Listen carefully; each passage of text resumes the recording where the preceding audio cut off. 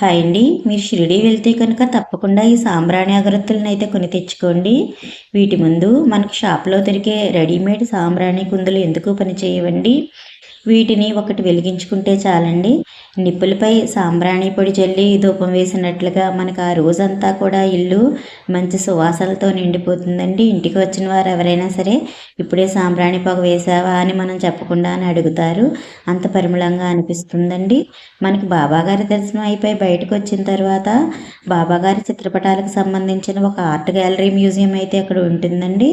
నాకు తెలిసి అది దేవస్థానంది కాదు, ప్రైవేట్ వ్యక్తులదే అనుకుంటాను.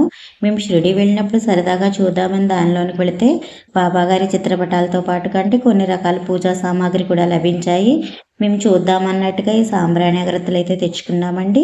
నేను రోజు ఇగో పార్లర్లో ఒకటి వెలిగిస్తూ ఉంటానండి. సాయంత్రం వరకు కూడా మా పార్లర్కి వచ్చిన కస్టమర్స్ చాలా సరదా పడిపోతుంటారు, అబ్బా సాంబ్రాణి పొగ వేసారా అని. నేను ఇక అగరత్తుల గురించి చెప్పినప్పుడు మాకు తెచ్చిపెట్టండి అంటారు. నేనైతే బిల్లు ఏమీ ఉంచలేదండి. అవి మరి ఎక్కడ తిరుగుతాయో ఇప్పుడు నాకు తెలియట్లేదు. దానిపై చూస్తే హేమంత్ ఆర్ట్ అని ఒక నెంబర్ ఉంది, కానీ అది మరి ప్రొడక్ట్కి సంబంధించిందో కాదో నాకైతే తెలియదండి. కొన్ని మీషోలో కూడా ఇమేజ్ పెట్టి చెక్ చేశాను, కానీ నాకు అవైతే ఏమీ రాలేదండి.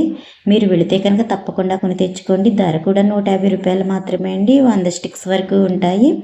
ఒకటి వెలిగించుకుంటే సరిపోతుందండి. అంటే మనకి నిప్పు కొంచెం లావుగానే ఉంటుంది కనుకండి, అగరత్తి వెలిగిన తర్వాత ఎక్కువ మండే వరకు ఉండకుండా అండి, కొంచెం అంటుకున్న వెంటనే మనం నిప్పు ఆర్పేసుకోవాలండి. కొంచెం చీర మీద అది పడకుండా జాగ్రత్త పడాలి.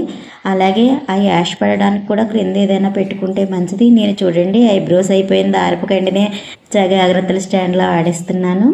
ఎందుకంటే అండి అవి మండిన తర్వాత యాష్ పడింది, నిప్పు కొంచెం అక్కడ ఏమైనా ఉంటే కొంచెం కాలుతాయండి. ఎందుకంటే ధర్మాకోల్ బుట్ట ఉంది నేను అగరత్తి వెలిగించుకునే చోట, నేను గమనించలేదండి.